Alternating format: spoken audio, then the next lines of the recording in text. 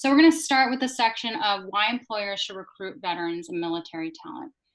Obviously, that is a big topic of conversation, right? So let's look at the audience first. These stats come from a DoD demographic report. So basically, there's a vast market of military and veteran population out there, 24 million people. It's important that we're considering this when it comes to recruiting. I mean, it's a huge talent pool of highly skilled and highly trained people, right? And employers should be tapping into that. So let's talk a little bit about why, right? Why should employers be looking to recruit military talent and veterans and their spouses?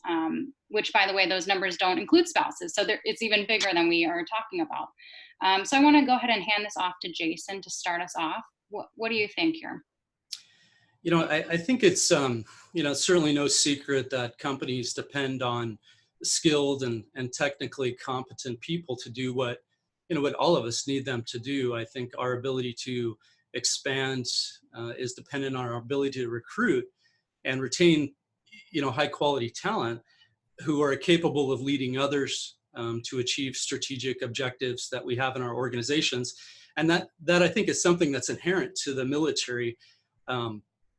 I think there's three aspects that I found to be important over the years as we hire people and retain people here at our own company and helping others do it themselves is I think the bondedness of the employees. And what I mean by that is we're always putting them through screening and interviews and background checks, checking references, etc.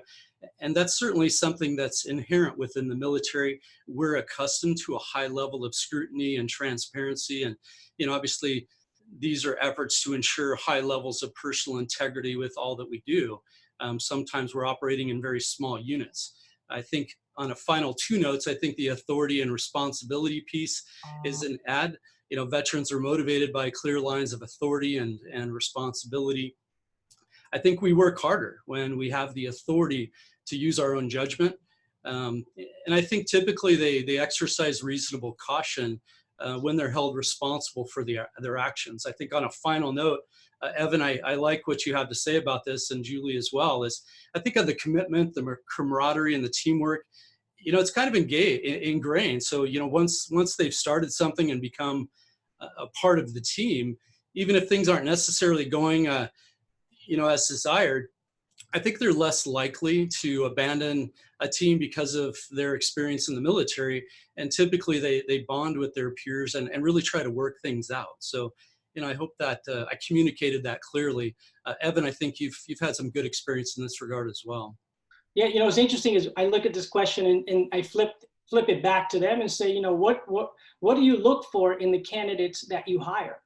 And a lot of what I hear is someone who can, follow direction, can take the lead, can take initiative, can work in teams, independently. My response is always, well, that's exactly what the military trains for. So why wouldn't you want to hire individuals who have already been preconditioned for success into your business? And I keep it simple, and you'd be surprised how people just look at you like, wow, okay, thanks for clarifying it. So. Yeah, and I think it's always interesting that we're still having this conversation because I guess I know because I help veterans get hired and I'm married to a veteran, how much value they bring to the table. And so what these guys have said is absolutely spot on. The risk mitigation, the leadership training, the ability to take on a new mission when they have a culture that they're a part of and that they can be engaged with. And, with all of those things, I'll be the cheesy one here, is that it's also an amazing privilege to be able to help someone move to the next step in their life or to grow in the next place in their life. And I like to get out of bed because I have a mission every day. And when you can really think about the nuts and bolts of talent acquisition, but then also the personal impact that everyone in this room has on helping to change veterans' lives and helping to get them to that next place, that's pretty amazing reason to do this. Totally. And it seems obvious, right? I mean, it's like, why wouldn't anyone want to recruit veterans and military talent? There's so many good qualities there. but it is a question that comes up all the time, and it's something that is constantly being discussed. And Jason, you said something actually that leads right into the next question, right? There's maybe a less likeliness to abandon a team once they're part of it. And that actually is being found in studies. For instance, this study is from Orion Talent, and it shows that acceptance rates and retention rates are possibly higher with veterans than they are with civilians. So Evan, I'm going to kind of throw it back to you here and say, why do you think that is? I think it varies. And I think I've seen improvements in how companies engage with the military community and what they're communicating as far as career opportunities. But I have to say that when you're transitioning out of the military and you've got a family to support, you're probably going to accept the best offer you can get in the market, being that it's very competitive. However, when it comes to the retention rates, that is what I've seen to be very compelling. If we've hired veterans in different roles, and service members tend to thrive in jobs where they're challenged constantly and solving problems. So if they're able to sort of assimilate into an environment that they're used to, which is sort of controlled chaos for the most part, and learning to do different things, I think that the resiliency plays a key role, their ability to kind of find a solution to get to an outcome that's desired versus just giving up, I think all contribute or are attributes that lead to better retention for our military community. But the key is you got to keep them engaged, because there are reports that say that service members, while the unemployment rate looks good, the underemployment is still pretty high, which basically means that they feel they're not being used to their full potential. That's all I've got. So Jason, I would say if you want to chime in, given the work that you've done, I'd be curious to get your perspective on what you think why veterans do stay longer, in addition to, or keep me honest, into what I just shared. Sure. And I think I'd like to speak first to the acceptance rates. Bradley Morris, we place, thousands of transitioning service members into gainful employment. So that insight's been very helpful to us. So a few things we picked up was, at least on the enlisted side, it's fairly easy to determine, since such a large number of them come with like a specific technical platform.